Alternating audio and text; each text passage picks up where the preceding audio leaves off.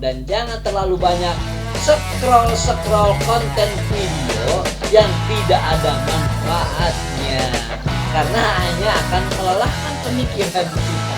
Dan video-video yang telah kita upload itu kita tidak pernah tahu kalau suatu saat bisa saja meledak dan dibanjiri pengunjung. Itu kita tidak pernah tahu. Assalamualaikum warahmatullahi wabarakatuh. Berjumpa kembali dengan Kang Asik di channelnya YouTuber Pemula. Bersama Kang Asik teman-teman, pokoknya insya Allah kita asikin saja. Dan langsung saja hari ini Kang Asik ingin menyampaikan bahwa katanya kalau untuk mempercepat monetisasi itu mengapa harus memilih niche yang lebih khusus, atau garis miring adalah satu tema. Jadi inilah beberapa alasan yang didapatkan oleh Kang Asik di lapangan. Mengapa kalau kita membuat channel YouTube itu harus satu niche, dan yang satu niche itu adalah insya Allah akan lebih baik. Pertama nih, jadi YouTube agar lebih mengenal, mengidentifikasi channel kita lebih cepat dibandingkan dengan channel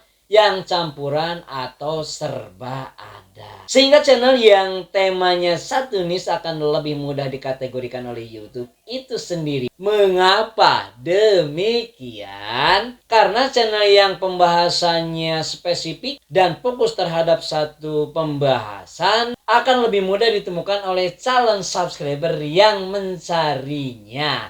Karena pasarnya atau marketnya sudah sangat jelas. Contoh channelnya antara lain channel memancing, channel memasak, channel vlog atau jalan-jalan wisata, channel kesehatan, channel tentang tutorial pendidikan, channel keagamaan, dan channel-channel yang satu niche lainnya. Dan channel-channel spesifik lainnya yang sifatnya sangat fokus. Pokoknya semakin spesifik pembahasan sebuah channel dalam konten videonya, maka jangan heran akan semakin mudah ditemukan channel tersebut diarahkan oleh kata kuncinya. Yang kedua, walaupun misalnya didapatkan antara konten video yang satu dengan konten video lainnya terlihat viewer atau pengunjung jumlahnya adalah sama, tetapi akan tampak sesuatu yang berbeda dalam hal perolehan subscribernya. Biasanya channel YouTube yang lebih khusus dalam tema dan pembahasannya, jumlah subscriber yang diperoleh akan lebih besar dari channel pesaingnya. Kemudian yang ketiga, akan mendapatkan keuntungan yang lebih besar dari penetapan sebuah strategi SEO YouTube. Maksudnya di sini adalah mengapa disebutkan menjadi keuntungan yang lebih besar dari penetapan sebuah SEO YouTube. Karena channel yang satu tema ini, apalagi yang lebih spesifik dalam pembahasannya, kata kunci yang dibuat dengan konten video yang diproduksi oleh kreatornya akan sering diulang, akan sering ditampilkan, dan akan sering diucapkan. Sehingga hal ini akan berdampak sangat positif terhadap kekuatan sebuah kata kuncinya. Contohnya teman-teman, kalau Kang Asik perhatikan ya, karena Kang Asik juga sebetulnya suka banget lihat channel yang memancing. Contohnya nih ya, channel Mas Gondrong Labanan. Nah, mengapa viewer channel memancing yang satu ini viewernya tidak pernah sedikit? Kalau menurut Kang Asik ya teman-teman, perhatikan coba. Karena salah satunya Mas Gondrong Labanan ada kalimat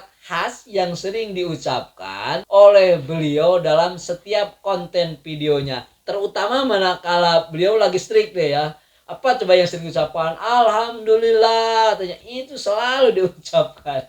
Dan itu menjadi ciri yang khas dan merupakan sebuah kata kunci sebagai suara gitu dianggapnya oleh YouTube. Jadi itulah yang akan menjadi salah satu faktor untuk memperkuat sebuah kata kunci channel dan videonya. Yang keempat, biasanya karena tema channel kita yang konten videonya itu benar-benar membahas dalam satu tema, maka antara video yang satu dengan video yang lainnya akan saling keterkaitan. Dari saling keterkaitan antara konten video ini, maka jangan heran apabila konten video kita itu tidak menutup kemungkinan untuk direkomendasikan oleh video kita sendiri. Bayangkan betapa indahnya direkomendasikan oleh video kita sendiri. Itu kan saling keterkaitan dan menontonnya akan semakin lama karena itu tadi estafet. Jadi keuntungannya yaitu tadi teman-teman, durasi tonton bagi konten video kita akan lebih lama lagi. Terutama ini yang ingin mencapai 4.000 jam tayang.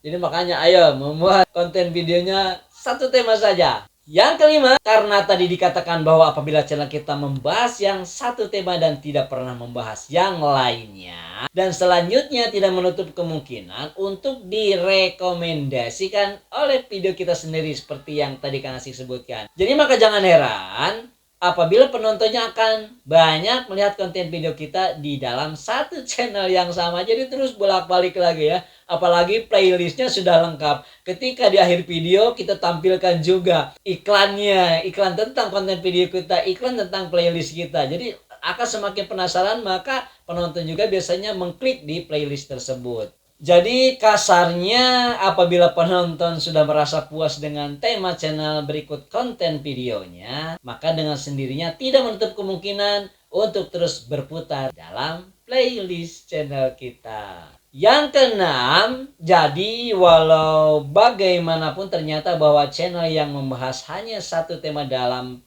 konten videonya itu benar-benar sangat bagus performanya dan memiliki perkembangan yang lebih baik, apalagi kompetitor atau pesaingnya lebih sedikit. Jadi kesimpulannya yang terpenting sekarang apabila teman-teman sudah mempunyai channel YouTube, terus channelnya lagi sepi nih, itu ya jangan langsung ngedrop terus putus asa, kesononya lagi lebih jauh malah konten.